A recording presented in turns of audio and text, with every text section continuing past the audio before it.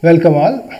So in last video we have seen something about how we can retrieve the data for execution in vectorized mode when the data is not in a regular fashion.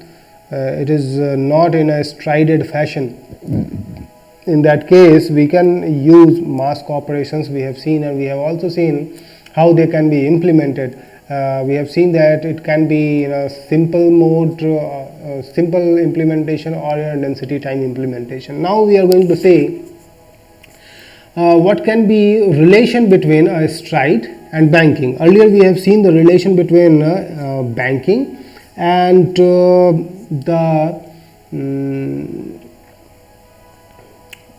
latency, access latency, and where we have seen that the number of banks should be more than the access latency to get the one element per cycle throughput. Now here we are talking about the stride. If at all we are maintaining some stride, what should be the stride and what should be the banking number of banks. Okay, so here what we are saying is they should be relatively prime. Okay, which should be relatively prime? The number of banks and the stride. If they are relatively prime, then we can sustain one element per clock cycle. Okay, what does it mean by this? Suppose you have how many banks? Let me say 5 banks. Okay, you have this 5 banks, your data is stored interleaved by 1, right? So this was your vector. Okay, so many elements here, and suppose 0, 1, 2, 3, 4, 5, 6, 7, so many elements. Now if I say that the number of bank is 5, and I am saying for accessing the data from here, we are not accessing all of them, we are accessing with a stride 5. Okay, now if the stride is 5, what does it mean? You will access this element 0, and then this, and then again the 5th element, right? So let us see the scenario here, how the data is stored here. Data is stored here 0, 1, 2, 3, 4, 5, 6, 7, 8, 9, 10, 11, 12, 13, 14, and so on, right? Now in this case what you have to understand is if you are accessing with a stride 5, it means you are accessing 0, 5 and 10, right? And all of these are in the same bank, so we are not able to utilize the number of banks we have. Okay, in that case for the second access again it will take the same latency, and we will not get one element per clock cycle throughput. Okay, however there should be some way to access this memory. If the stride was not 5, in that case there may be, if number of banks and a stride would be relatively prime, then we can utilize the number of banks more. Okay, now let us think about matrix. Okay, we understand that there can be a matrix which is a 2-dimensional array, you can understand, but internally in memory they are stored sequentially only. Okay, sequentially, while storing sequentially, it can be row measure or column measure at least. Some more arrangements can be there, but at least row measure and column measure are there. Most of the programming language you would have seen, they are in row measure fashion. They allow row measure fashion like C. So when row measure we are using, how the data is stored? The first row, it is stored here, all the elements of first row, and then the second row, okay, and then the third row,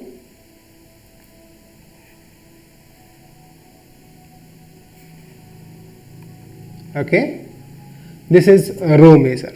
However, if we would be storing this matrix in a column measure fashion, definitely it is sequential, but in this column measure what would happen? In this column measure you would have this first column stored here, okay, then you would have your second column stored here, then you would have your third column, not visible, okay, let me take black,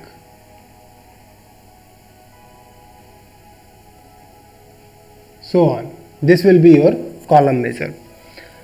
So let us see something in row measure.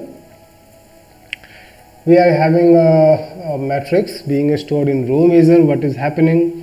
0, 1, 2, 3, 4. Okay, the size is 4 cross 6,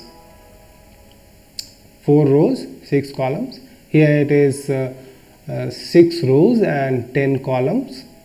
So this is 4 cross 6, this is 6 cross 10. So it can be multiplied, multiplication is possible. So when we multiply these two, what is going to happen? Let us see. Okay, suppose the data is being stored there in the bank. Suppose we have 10 banks, so what is we are storing? 0, 1, 2, 3, 4, 5, 6, 7, 8, 9, 10 like this, right? 0, 1, 2, 3, 4, 5, 6, 7, 8, 9, 10 and like this. Now here this data, how it is being stored in the banks. Suppose you were having 10 banks, so 0, 1, 2, 3, 4, 5, 6, 7, 8, 9 and then 0 was in the first bank and then 10 is again in the first bank, something 19 and then 20 is again in the first bank, so on. Now if you want to access the data from banks, what is happening? You can get this data. This is a vector being stored, no problem, you can get it easily. Now this data, how can you do that? For accessing a vector, this column, you want to multiply a row into column, right? So if you want to access this column, it means you want to access the data with a stride 10, right? So for accessing this, the stride was 1 and for accessing this, the stride was 10. Now since it was 1 and 10, there will be some problem. If this would have been 1 and accessing something from this matrix would also be 1, stride would be same, then there will be no problem.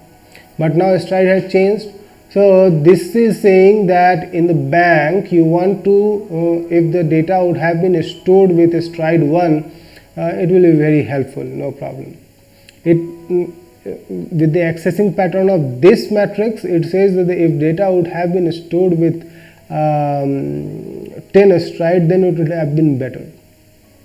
But now in this example, if we have stored with a stride 1 and now we are trying to access, so for this matrix if we are accessing one vector, no problem. But however here we want to access the column, then say all the data are in same bank, right? So there will be a bank conflict. Okay, how can we minimize this bank conflict? 0 is also in the same bank, 10 is also in the same bank, 20 is also in the same bank. Okay, so how can we minimize this bank conflict? There are certain ways. One way can be we can have more number of banks. Okay, so in that case we will not have this problem. We can have a better layout to match the access pattern. Your layout can be, you can transpose the matrix, or you can do something according to your software and specific need, but it is not always possible. Okay, it is for your specific need, right? Now other option is mapping. As the data was mapped, so which data is being mapped to which bank, if we are randomizing it, that there is not a certain rule that the first data will go in first bank, second data in second bank, third data in third bank. In that case, if at all it is randomized, in that case it will be very helpful in such case. Okay, if it is randomized, then it is very random chance that there will be all the data in same bank. Okay, but there you will have to maintain a separate table to store which data is in which bank, right? That will be another problem. Pseudo randomly interleaved memory can also be there, where what is happening in your memory, as what was happening 0 to 9 it was and 10 was here, so you will leave one position and you will store 10 in the second bank. Okay, and so on. Then here it will come as 10, 11, here it will be 18 and 19 will come in first bank, and you will again leave one blank. You will not store something in here, and then 20 will be stored in third bank. Okay, so in this way, when you will access this 0, 10 and 20 with a stride 10, you will be able to access from different banks. Okay, so this is also a pseudo randomly interleaved memory. Such kind of things can also be seen and understood. Now let me talk about this thing, that we have seen array and vector processors.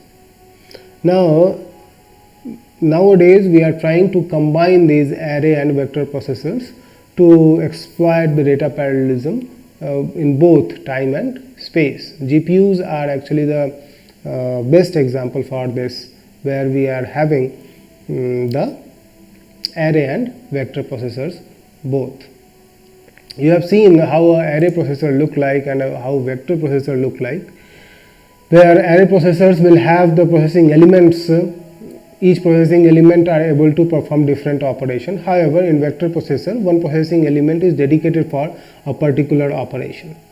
Okay, so now let me tell you about this thing.